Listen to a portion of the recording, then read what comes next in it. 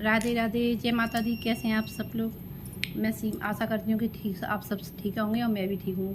जैसा कि मैं आपको जानते हैं कि मैं भक्ति के वीडियो बनाती हूँ। मेरा चैनल है जो सभी तरह के देवी देवताओं पे जो है पूजा पाठ और इसी से संबंधित है।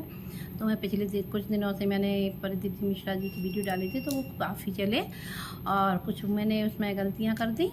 तो रीयूज कंटेंट का मेरे पे मोनेटाइजेशन के पॉलिसी के तहत रीयूज कंटेंट का वो आ गया हम थोड़ा सा प्रॉब्लम।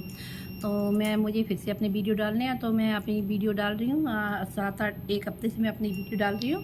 तो आज मुझे देखिए, मैंने अभी प्रदीप जी मिश्रा की कथा सुनी थी कि महादेव पर जल चढ़ाते हैं उससे कौन कौन से दोष समाप्त होते हैं। तो आप आगे वीडियो में देखेंगे, आगे वीडियो में देखेंगे आप कि 3 तरह के दोष समाप्त होते हैं। जैसे एक पितृदोष, काल सर्प दोष और अपना भी वैसे घर का जो वास्तु दोष। जैसे कि आप प्रदीप जी मिश्रा के वीडियो में आप आगे देखेंगे, जैसे कि अब मेरे वीडियो के बाद थोड़ी देर बाद उनका वीडियो आ जाएगा प्रदीप जी मिश्रा का।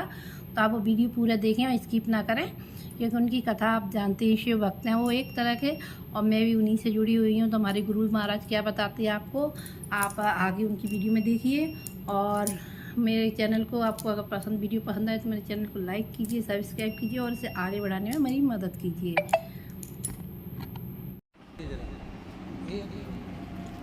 और आप सबको कहूंगा, शिव मंदिर में प्रतिदिन 1 लोटा पानी, 1 लोटा जल अवश्य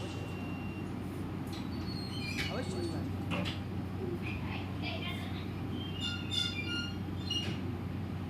1 लोटा पानी भगवान शंकर को अवश्य। क्या होता है? 3 दोष समाप्त होते हैं 1 लोटा पानी शिव जी को चढ़ाने से। 3 दोष।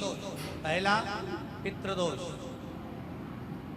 दूसरा वास्तु दोष और तीसरा कालसर्प दोष। जब हम घर में से जल लेकर जाते हैं तो हमारे घर का पानी जब जाता है तो घर का जो वास्तु केंद्र होता है वो रसोई घर होता है। रसोई घर में से जल ले जाकर शिव जी को चढ़ाते हैं तो उससे वास्तु दोष समाप्त। दूसरे नंबर पर है पितृदोष। घर का जो मटका होता है, परिंदा होता है, हंडा होता है, वो पितरों का स्थान है। उस पितरों के स्थान पर जो जल भरा होता है उसमें से अगर भाग भगवान शिव को चढ़ाया जाए तो पितरों का देवता आर्यमा भगवान शंकर के कहने पर चलते हैं। इसलिए वो भाग जब शिव को प्राप्त होता है तो आर्यमा संतुष्ट होकर पितरों को भी फल करते हैं। तीसरे नंबर कालसर्प दोष। भगवान शंकर को 1 लोटा पानी अगर चढ़ा रहे हो, भगवान शिव पर 1 लोटा पात्र जल का अगर चढ़ा रहे हो तो आपका कालसर्प दोष समाप्त। कालसर्प दोष होता कैसे? शंकर भगवान का चढ़ा हुआ जल तुलसी जी में चढ़ाने से पत्रिका में कालसर्प दोष हो जाता है। जैसे माँ जो होती है ना, घर की जो माँ होती है, अगर गर्भ में बच्चा है, गर्भ में संतान है, और वो शिव जी पर अगर 1 लोटा पानी जैसे शंकर जी पर जल चढ़ाया, थाली में सारे भगवान को निला लिया, गणेश जी, देवी जी, शंकर जी, सारे देवताओं को एक ही थाली में रखकर स्नान कराकर वो शंकर का चढ़ा हुआ जल जब चढ़ाया जाता है तुलसी जी में ले जाकर लोग डाल देते हैं, उससे जो बच्चा जन्म लेता है उस बच्चे की पत्रिका में कालसर्प दोष आ जाता है।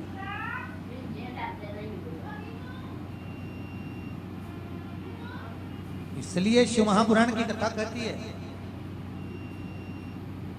सारे देवताओं को भले एक ही थाली में स्नान करा लो, एक ही पात्र में स्नान करा, पर देवाधिदेव महादेव को एक छोटे से पात्र में अलग से स्नान कराना चाहिए।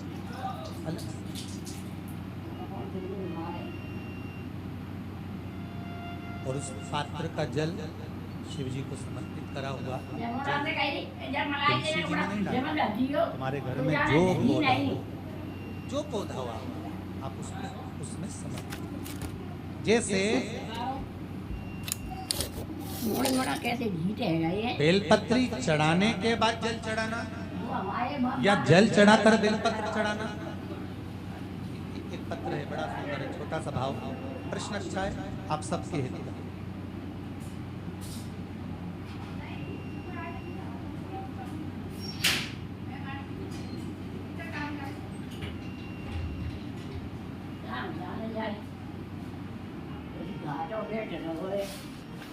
बैठे रहोगे।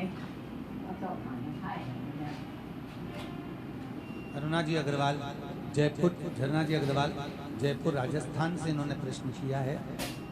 गुरुदेव, दूध, कच्चा दूध केवल शिवलिंग पे चढ़ाना चाहिए या पूरे शिव परिवार पे चढ़ाना चाहिए? प्रश्न अच्छा है। और शिव महापुराण की कथा, रुद्राक्ष उत्सव चल रहा है तो आप उसको समझें। दूध केवल शिवलिंग पे चढ़ाना चाहिए या जो शिवलिंग के आसपास में सभी परिवार विराजमान होता है उस पे भी चढ़ाना चाहिए? अगर लिंग पुराण आप उठाकर देखेंगे तो लिंग पुराण में एक बड़ा सुंदर संवाद आता है जिसमें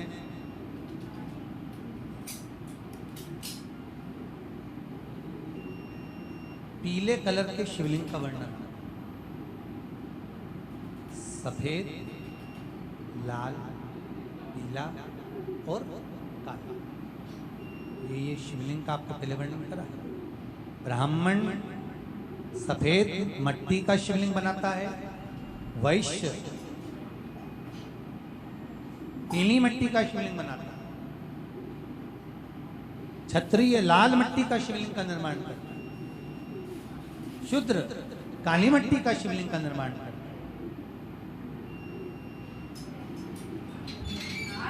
काली मिट्टी के शिवलिंग का निर्माण करता है। ये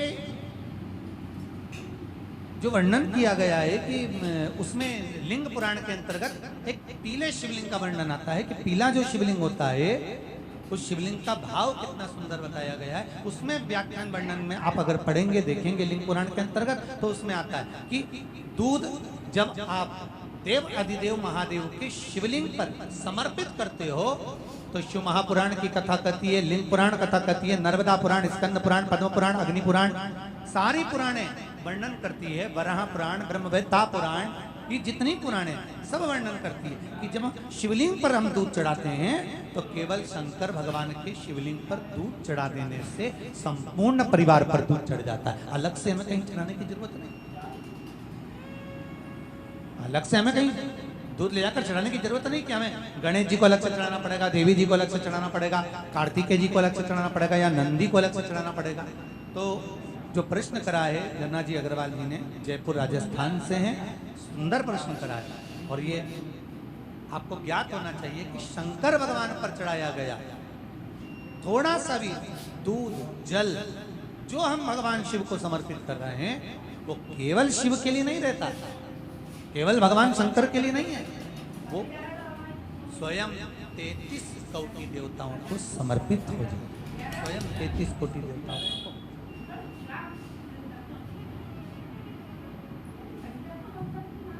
अलग से देने की जरूरत नहीं।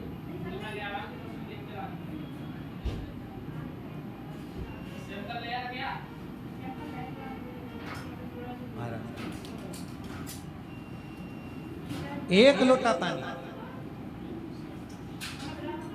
बेलपत्री आप शिवलिंग पर पहले चढ़ा रहे हैं, उसके बाद जल चढ़ा रहे हैं। दूसरा, जल चढ़ाने के बाद बेलपत्र चढ़ा रहे हैं।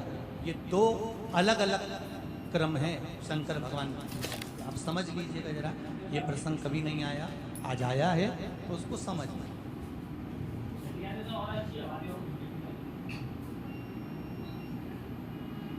पहले बेलपत्र, उसके बाद में जल जो चढ़ाया जाता है, ये रोग मुक्ति के लिए चढ़ाया।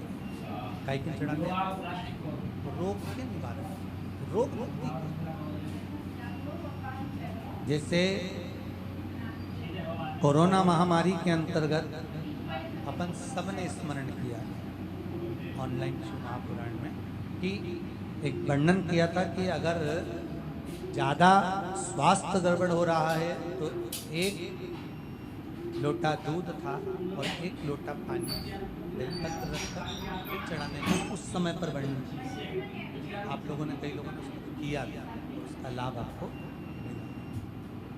उसी तरह आप शिव मंदिर में जाकर दर्शन करेंगे तो दो चीजें अपने को दर्शन करने को मिलेगी। एक भक्त आता है शंकर जी के मंदिर में, लोग भाव से पहुंचते हैं तो पहले वो क्या करते हैं, पहले बेलपत्री चढ़ा देते हैं, फिर जल चढ़ा देते हैं। और एक भक्त जो शिव मंदिर में पहुंचता है पहले जल चढ़ाता है फिर बेलपत्र चढ़ाता है। दोनों का अलग अलग क्रम है, दोनों का अलग अलग भाव वर्णन है।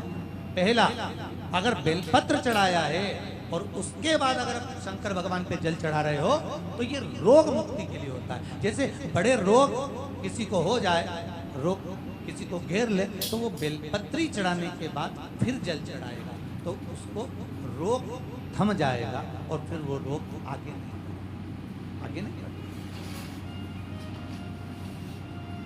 रोगों को थामने के लिए बेलपत्री पहले फिर जल।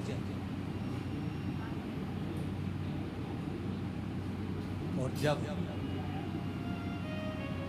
कुछ कार्य के लिए आप, सिद्धता के लिए आप, अच्छे कार्य के लिए आप, मन की प्रसन्नता के लिए, आनंदता के लिए आप शिव आराधना कर रहे हो, आप शंकर की आराधना कर रहे हो तो आप जल चढ़ाकर फिर बेलपत्री चढ़ाओ, उसका लाभ आनंद। आपने जल चढ़ाया उसके बाद बेलपत्री,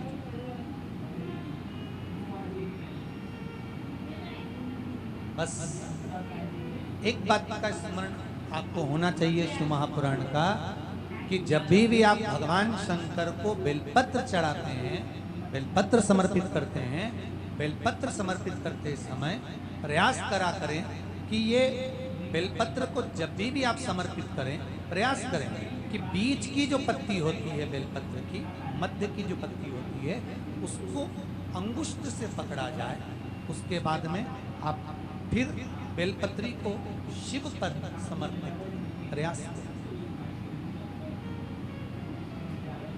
बेलपत्र जो हम भगवान शंकर को समर्पित करते हैं उसका मध्य जो भाग होता है, बेलपत्री का जो 3 देवताओं का मध्य जो भाग होता है उसको पकड़कर बेलपत्री को शिव को समर्पित। पूर्व की कथाओं में यह भी वर्णन किया है कि बेलपत्री की डंडी का मुख कहाँ होना चाहिए। पूर्व की कथाओं में यह भी बताया गया है कि बेलपत्री की तीनों डंडियों के। देखिए, अब आपने सुनी कि नहीं प्रदीप मिश्रा जी की ये कथा कि हम जब महादेव एक ऐसे देव हैं जो कि समय सारी संकटों को कहते हैं कि अकाल मृत्यु वो मरे, जो कर्म करे चांडाल का, काल भी इसका क्या करे, जो भक्त हो महाकाल का। तो जैसे कि जिसके भाग्य में लिखा होता है वो तो कोई मेट नहीं सकता, लेकिन महादेव ऐसे है कि वो हमारे भाग्य के लिखे को भी बदल सकते हैं। थोड़ा बहुत उनकी भक्ति पूजा में हम उनकी वो कहते हैं कि मंत्र महामणि विषय व्याल के मैटत कठिन कुअंक बाल के, ऐसा तुलसीदास जी ने लिखा है रामायण में कि नारद जी ने जब पार्वती माता के बताई थी, जब बिना हिमाचल राज ने पार्वती माता का वो बताया था, दिखाया था हाथ, तो उन्होंने कहा था क्या इनके भाग्य में तो ऐसा वर लिखा है कि जो मतलब घर बार सब घरहीन सब तरह से माता पिता नहीं हो, लेकिन जब उन्होंने कहा कि मेरी पुत्री के लिए कुछ अच्छा जोड़ो तो उनके नारद जी ने गुरु के रूप में पार्वती माँ के माता पिता से कहा था कि मंत्र महामणि विषय व्याल के मैटत कठिन कुअंक बाल के, कि महादेव ऐसे हैं जो उनका मंत्र जाप करने से तो जो अपने भाग्य के जो कठिन लेख होते हैं वो भी बदल देते हैं वो। तो क्यों ना हम सब उनकी भक्ति में रहें और उनकी प्रार्थना करें, महादेव की एक लोटा जल अवश्य चढ़ाएं। और अगर आपको ये वीडियो मेरी और प्रदीप मिश्रा जी की अगर पसंद आई हो तो उसे प्लीज़ हमारे चैनल को लाइक करें, सब्सक्राइब करें, कमेंट करें और उसे शेयर ज़रूर करें, जैसे कि इससे कि आगे से आगे और भी लोग अपने भक्ति से जुड़ सकें। जय जय श्री राधे, जय श्री राम।